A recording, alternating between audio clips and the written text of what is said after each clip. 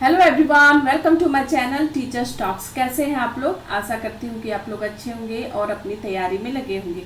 जैसा कि नियमावली 2025 जे टेट ये आ गई है और आप लोगों के लिए ये अच्छी खबर है, क्योंकि काफ़ी इंतज़ार के बाद नियमावली हमारे तक पहुँची है और जल्द ही इसके एग्ज़ाम कंडक्ट होने की चांसेज हैं। तो हम पहले इसके एग्ज़ाम की किसी भी एग्ज़ाम की तैयारी करने से पहले उसकी नियमावली को अच्छी तरह से देखते हैं और क्या क्या प्रावधान है, क्या क्या नियमावली में अच्छाइयाँ हैं या कुछ उसमें संशोधन किया जा सकता है, उसके बारे में हम लोग देखेंगे। या उसके देख सकते हैं कि क्या इसमें पिछले बार की तरह ही लेंदी सिलेबस है कि नहीं है। और इस वीडियो में मैं इस जो नियमावली आई है उसकी ओरिजिनल PDF मैं आप लोगों को शेयर कर रही हूँ। साथ ही साथ आप लोगों को नेक्स्ट वीडियो में मैं इसकी जो सिलेबस है, चाहे वो SST हो या साइंस हो या कोई लैंग्वेज का पेपर हो, उन सारे ही सिलेबस को डिटेल से डिस्कस करूँगी कि हमें कौन कौन से सोर्सेज से तैयारी करनी चाहिए और किस तरह हमें क्वेश्चन आंसर आपको लगाना चाहिए। और साथ ही साथ आप NCERT को फॉलो ज़रूर करना, क्योंकि अब वन लाइनर क्वेश्चन आप लोगों को जे टेट में नहीं आएंगे। अब थोड़े एसेशन रीजन या मल्टीपल चॉइस वाले क्वेश्चन है ना, ये सारे क्वेश्चन आ सकते हैं। तो अब वन लाइनर नहीं चलेगा और काफ़ी टाइम हो गया जे टेट कंडक्ट कराए हुए। तो अब थोड़ी सी इसमें चेंजिंग लाई जाएगी क्वेश्चन के पैटर्न में या क्वेश्चन की डिफ़िकल्टी लेवल में। तो आप NCERT को ज़रूर पढ़ें और NCERT को पढ़ने के लिए आप इस चैनल को सब्सक्राइब करें। और मैंने इस यहाँ पर 7 क्लास से स्टार्ट की है NCERT और 7 से 12 तक मैं NCERT पढ़ाऊँगी। तो NCERT के साथ साथ आप लोगों को डिस्क्रिप्शन में नोट्स भी पिन कर देती हूँ। तो जिन्हें भी नोट्स हैंड रिटन नोट्स चाहिए तो वो आप डिस्क्रिप्शन में ले सकते हैं। साथ ही साथ मैं टेलीग्राम चैनल में भी डाल देती हूँ नोट्स पढ़ाने के बाद। तो आप इस चैनल को विजिट करें और NCERT ज़रूर पढ़ें। NCERT SST मैं स्टार्ट कर रही हूँ कि मैंने कर चुका है और कुछ वीडियो मैंने डाली है। उसके बाद अब जब नियमावली आ गई है तो मैं अब लगातार इसमें NCERT बुक से आप लोगों को पढ़ाऊंगी, साथ ही साथ समझा के आप लोगों को नोट्स भी और क्वेश्चन आंसर सीरीज भी लाऊंगी। तो चलते हैं हम थोड़ी नियमावली की ओर और देखते हैं कि क्या क्या इसमें नियमावली में दिया हुआ है। तो चलो देखते हैं नियमावली को। और देखो, अधिसूचना ये निःशुल्क एवं अनिवार्य बाल शिक्षा का अधिकार अधिनियम 2009 है ना, यानी कि कुछ चेंजिंग नहीं हुई है इसमें। और जो पुराना 2016 में हुआ था जे टेट, उसी के पैटर्न पर ये बनाया गया है। जो पिछला हम लोगों ने पढ़ा, हम लोगों ने देखा था, इसके सिलेबस में काफ़ी लेंथी सिलेबस थी, पर वो सिलेबस अब ख़त्म हो चुकी है और अब नई सिलेबस भी दिया गया है ना। और तो देखो ये कुछ अब आसान हो गया है जे टेट को क्वालिफाई करना। साथ ही साथ और देखो ये 1 to 5 से, ये कल की ही न्यूज़ है तो आप लोग थोड़ा डेट भी देख लेना। देखो 5/6/2025, ठीक है, नंद किशोर लाल सरकार के संयुक्त सचिव, ठीक है, और सभी जिला शिक्षा पदाधिकारी और सभी जिला अधीक्षक झारखंड के लिए है। ये क्या है कि इस स्कूली शिक्षा में झारखंड पात्रता परीक्षा नियमावली 2025 के प्रारूप पर आवश्यक सुझाव के संबंध में है ना, ये जो सभी जिला के पदाधिकारी और जिला शिक्षा अधिकारी है उन लोगों से सुझाव मांगने के लिए ये दिया गया है ये, ठीक है। तो देखो, निर्देशन अनुसार उपयुक्त विषय के संबंध में कहना है कि झारखंड शिक्षक पात्रता परीक्षा नियमावली का प्रारूप तैयार करने हेतु गठित विभागीय समिति है ना, जो नियमावली तैयार कर रही है उसकी विभाग जो गठित है विभागीय समिति के द्वारा झारखंड शिक्षक पात्रता परीक्षा 2025 के प्रारूप तैयार कर उपलब्ध कराया गया है। अतएव उक्त प्रारूप संलग्न करते हुए निर्देशित किया जाता है कि 7 दिनों के अंदर, ठीक है, 7 दिनों के अंदर प्रारूप पर आवश्यक सुझाव और अधोहस्ताक्षरित को उपलब्ध कराना सुनिश्चित करें, है ना। मतलब 7 दिनों के अंदर आप इन लोगों से सुझाव मांगा गया है। किन से सुझाव मांगा गया है? तो ये जिला शिक्षा पदाधिकारी और सभी जिला, ठीक है, सभी जिलों से, ठीक है, सभी जिला शिक्षा अधीक्षक से, ठीक है, ये सुझाव मांगा गया। और ये 100% है कि अब इसी नियमावली के अनुरूप ही हमारा एग्ज़ाम जो जेटेट है वो कंडक्ट कराए जाएंगे। तो देखो जो जो इम्पोर्टेंट चीज़ें हैं मैंने तो इसे देखा है और आप लोगों को मैं बताती हूँ। देखो प्रारंभिक विद्यालय से तात्पर्य झारखंड राज्य अंतर्गत कक्षा 1 से 8 तक सरकार द्वारा वित्त पोषित अनुदान प्राप्त निःशुल्क एवं अनिवार्य बाल शिक्षा का अधिकार अधिनियम 2009 के अंतर्गत मान्यता प्राप्त निजी विद्यालय, ठीक है। और मैं ये बता दूं कि जिन्होंने भी अभी रिसेंट में बीएड किया हुआ है तो मैं बता दूं कि जेटेट से पास करना सिर्फ एक क्वालिफाई करना ही है, उसके बाद आपका नेक्स्ट एग्ज़ाम होगा, उसके बाद ही आपकी नौकरी लगेगी। ये बस शिक्षक पात्रता परीक्षा है और कुछ भी नहीं।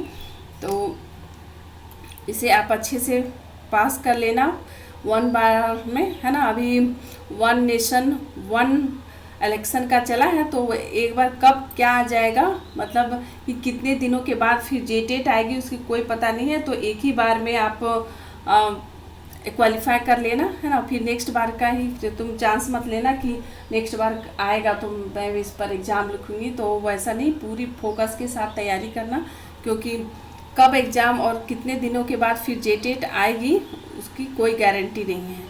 तो इसीलिए पूरी फोकस के साथ अपनी तैयारी में लग जाओ।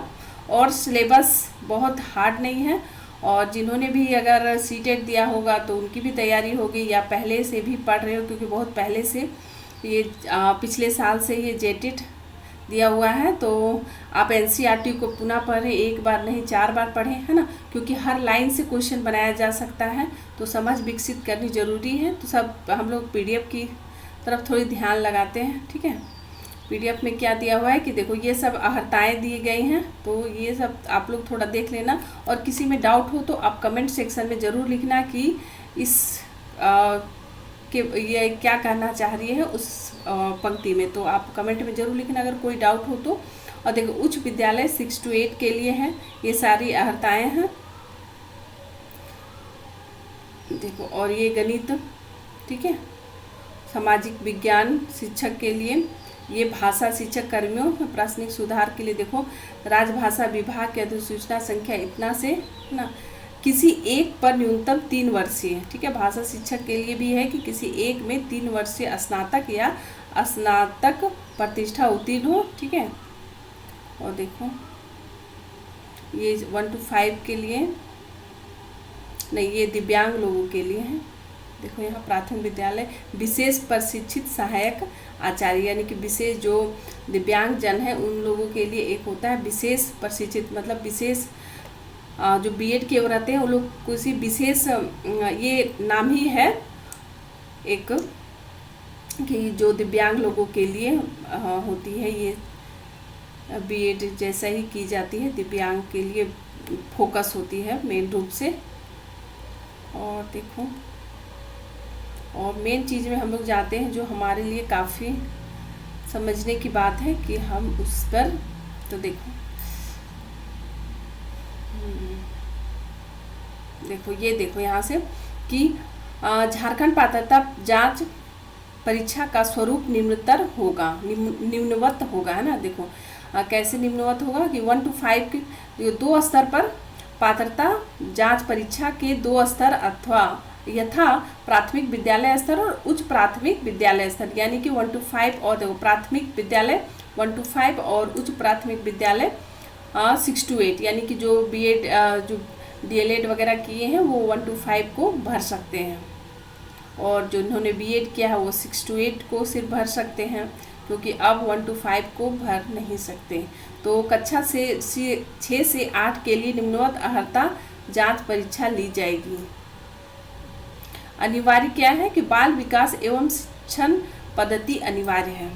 सबसे पहले ये सिलेबस है कि सिलेबस में बाल विकास एवं शिक्षण पद्धति अनिवार्य की गई है, यानी चाइल्ड डेवलपमेंट और पैडागोजी। और ये भाषा में आप लोगों को भाषा 1 और भाषा 2 में ये एक जो रीजनल लैंग्वेज है उसे भी लेना है, और किसी इसे हम लोग पढ़ते हैं इसमें से तो किसी एक को लेना है, ठीक है। और ये देखो कोई 2 भाषा लेनी है, ठीक है। और ये देखो इसमें हिंदी, संस्कृत, उर्दू, अंग्रेजी में से कोई दो भाषा लेनी है, अनिवार्य है। ठीक है, भाषा 1 में कोई दो भाषा लेनी है। जैसे मान लो कि हिंदी लिए, उसके बाद संस्कृत जिसे आती है तो वो संस्कृत ले ले, या हिंदी के साथ आप अंग्रेजी ले लें। ठीक है, तो वो अपने चॉइस के अनुसार ले लें। और देखो भाषा 2 में कार्मिक यानी इसमें लैंग्वेज पेपर होगा, और कार्मिक प्रशासनिक सुधार तथा यशा राजभाषा विभाग तथा राजभाषा विभाग झारखंड रांची में अधिसूचना संख्या 1427 दिनांक 10/3/2023 में अधिसूचित भाषाओं में से हिंदी, संस्कृत, उर्दू, अंग्रेजी को छोड़कर, है ना, कोई एक भाषा लेना है। यानी कि इन सभी जो भाषाओं को छोड़कर जितने भी रीजनल लैंग्वेज हैं, है ना, जो तो उनमें से एक भाषा को आपको चयन करना है और आपके उसी का एग्ज़ाम देना है। और देखो वैकल्पिक में देखो गणित, है ना, और जो साइंस के हैं स्टूडेंट हैं वो जो किसी लिटरेचर के हैं तो वो अपने देखें। और साथ ही साथ इसमें देखो कि इसमें कंप्यूटर सारे में 1 to 5 और 6 to 8 में कंप्यूटर आप लोगों को पढ़नी ही पढ़नी है। ठीक है, तो आप लोगों को कंप्यूटर 10 मार्क्स के आएंगे, है ना। और जो ये साइंस के हैं यानी गणित और विज्ञान के शिक्षक, उनको दो कंप्यूटर के देखो, एक तो उनके गणित और सब्जेक्ट में भी आ जाएंगे, कंप्यूटर से 10 क्वेश्चन पूछे जाएंगे। और ये साथ ही साथ और कंप्यूटर की सामान्य जानकारी यहाँ पर होगी। और देखो झारखंड विज्ञान शिक्षक के लिए सामान्य अध्ययन से संबंधित, और बी में क्या है, कंप्यूटर की सामान्य जानकारी। भाषा के लिए देखो भाषा शिक्षक। और एग्जाम का क्या होगा, प्रत्येक स्तर की परीक्षा में एक समय की प्रश्न पत्र होगा, जिसका परीक्षा अवधि कितना होगा, 2 घंटा 30 मिनट की। ठीक है, 1 to 5 के लिए और 6 to 8 के लिए। और दिव्यांगजन के लिए भी क्या हो जाएगी, 30 मिनट की अतिरिक्त समय प्रदान उन लोगों को की जाएगी। और देखो ये देख लो कि इसमें नेगेटिव मार्किंग नहीं होगी, है ना, तो कोई भी क्वेश्चन छोड़ना नहीं और सब टिक लगा के ही आना, या तो MRPS होगी एग्जाम तो गोले भर के आना। ठीक है, और 1 to 5 के लिए ये सब सिलेबस है। हिंदी भाषा 1 या बाल विकास एवं शिक्षण पद्धति। ठीक है, यहाँ पर देखो 6 to 8 के लिए क्या है, बाल विकास एवं शिक्षण पद्धति अनिवार्य, तो उसी तरह इसमें भी वही है, सेम है ये दोनों। ठीक है, तो एक साथ दोनों की तैयारी हो जाएगी। और ये देखो पर्यावरण 1 to 5 के लिए। और देखो यहाँ पर देखो कि प्रश्न पत्र हिंदी एवं अंग्रेजी दोनों भाषाओं में होंगे, इसलिए अगर कोई भी जैसे हिंदी में भी या पेडागोजी सेक्शन में कोई भी डिफ़िकल्ट जो कोई जैसे शब्द आ जाते हैं तो वो हिंदी में याद करना या उसे समझना मुश्किल हो जाता है, तो आप तुरंत उसे इंग्लिश में भी देखकर काफ़ी समझ सकते हो उसके जो अर्थ को। ठीक है, तो ये ठीक ही दिया है कि हिंदी और अंग्रेजी दोनों भाषाओं में होंगे और परीक्षा का माध्यम हिंदी या अंग्रेजी होगा। अन्य भाषा विषयों के प्रश्न पत्र संबंधित भाषा में होंगे। ठीक है, जैसे संस्कृत है तो हिंदी में तो नहीं दिया जाएगा, तो संस्कृत भाषा में ही दी जाएगी। उर्दू है तो उर्दू भाषा में ही दी जाएगी। तो ये हो गया। और ये सब है 1 to 5 सिलेबस पर आधारित होंगे, यानी कि कक्षा देखो कक्षा 1 to 5 यानी कि NCERT को या NCERT, ठीक है, NCERT को पढ़ना ज़रूरी है। ठीक है, और साथ साथ जो स्टेट में बुक चलती हैं, है ना, तो वो उन बुकों को भी आप थोड़ा ओवरव्यू कर लेना, पढ़ लेना, क्योंकि कोई टॉपिक हो सकता है कि NCERT में नहीं दी जाए, और हो सकता है झारखंड की बुक तो मैंने देखा नहीं है कौन सी चलती है, फिर भी 6 to 8 के लिए आप NCERT ज़रूर पढ़ लेना। और इस चैनल में टीचर्स टॉक्स में आपको NCERT पढ़ाई जा रही है, और जो मैंने 7 क्लास के टॉपिक जो है SST के मैंने उसको पढ़ा रखा है, तो आप प्लीज़ आप चैनल को सब्सक्राइब करें और लाइक करें। साथ ही साथ आप NCERT को पढ़ें उससे, और क्वेश्चन भी मैंने डिस्क्रिप्शन में मैंने जो उसके हैंड रिटन नोट्स हैं मैंने उसे भी पिन कर दिया है, तो आप उसे भी आप प्रिंट आउट करें या तो मोबाइल से ही आप पढ़ सकते हो। और साथ ही साथ टेलीग्राम में भी मैं नोट्स पिन कर दूंगी, वहाँ से भी आप प्रिंट आउट निकाल लेना।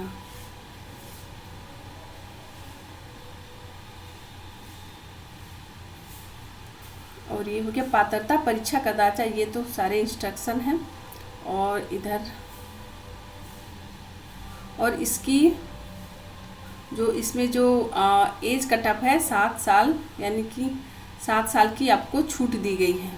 और ये देखो अधिसूची झारखंड शिक्षक पात्रता परीक्षा 2025 के अंतर्गत, है ना, जनजातीय और क्षेत्रीय भाषाएं हैं, यानी कि जिन जिन जिलों में क्षेत्रीय भाषा को मान्यता और जनजातीय भाषा को मान्यता मिली है उन्हीं को लेना है, उन्हीं जो रीजनल लैंग्वेज है उन्हें लेना है। तो देखो रांची में ये सब है, ठीक है। तो आपने देख लेना अपने ज़िले में जहाँ से आप फॉर्म फिलअप करोगे वहाँ से देख लेना कि वहाँ पर कौन कौन से जो लैंग्वेज रीजनल लैंग्वेज को मान्यता प्राप्त है, ठीक है। तो 1 to 5 के लिए अब हम सिलेबस थोड़े देखते हैं। अभी मैं बहुत ही डिटेल सिलेबस नहीं बताऊंगी क्योंकि अभी बहुत सारा टाइम लग जाएगा, और इन सभी जो अलग अलग जो सिलेबस के दिए गए हैं, तो पाठ्यक्रम या पाठ्यचर्या जो सिलेबस है उसे मैं अलग अलग, जैसे सीडीपी के लिए अलग से समझाऊंगी, एसएसटी के लिए अलग से और साइंस के लिए अलग से, इन सभी सब्जेक्टों को एक मतलब बहुत ही डिटेल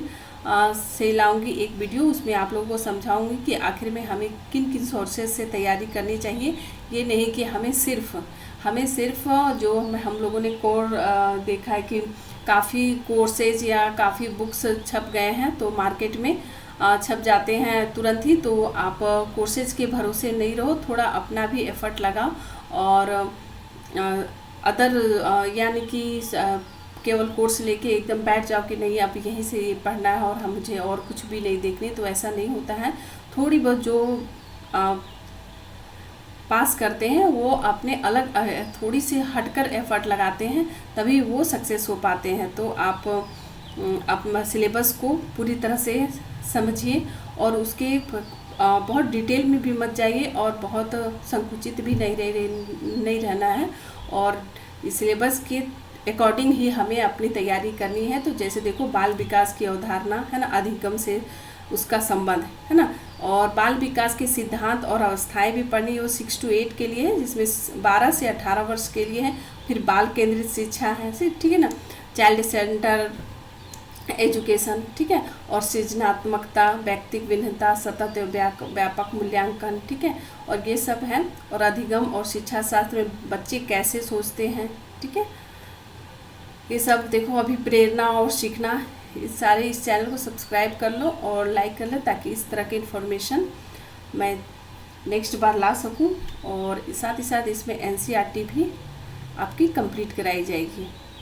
तो ये सारे सिलेबस थे, और मैं फिर से एक डिटेल सिलेबस डिस्कशन लाऊंगी, ताकि आप लोगों को देखो ये सामाजिक विज्ञान की है, और ताकि आप लोगों को अच्छी तरह से समझ में आ जाए कि कहाँ से और कितनी तैयारी हमें करनी है कि हम एक ही बार में क्वालिफाई हो जाएं। और इसलिए मैं कर रही हूँ क्योंकि बहुत ही मुश्किल से और बहुत ही दिनों के बाद ये जेटेट एग्ज़ाम कंडक्ट कराए जाते हैं। आप लोगों को तो पता ही होगा कि 2016 के बाद ये नहीं हुई है, तो आप लोग फिर दोबारा इसके आने की आशा ना रखें कि कब आएगी और तब मैं पास करूँगा, तो एक ही बार में आप लोगों को पास हो जानी है। तो ठीक है, और ये रहा, तो मैं डिटेल से इसके सिलेबस को डिस्कशन करूँगी। तो आप अगर पीडीएफ आप लोगों को खुद से पढ़नी है तो आप लोग पीडीएफ इसे निकाल कर पढ़ सकते हो, तो मैंने इसे डिस्क्रिप्शन में पिन कर दिया है। और साथ ही साथ टेलीग्राम चैनल है मेरा टीचर्स टॉक, वहीं पर आप लोग वहाँ पर भी जाके इसे देख सकते हो। तो थैंक यू वेरी मच।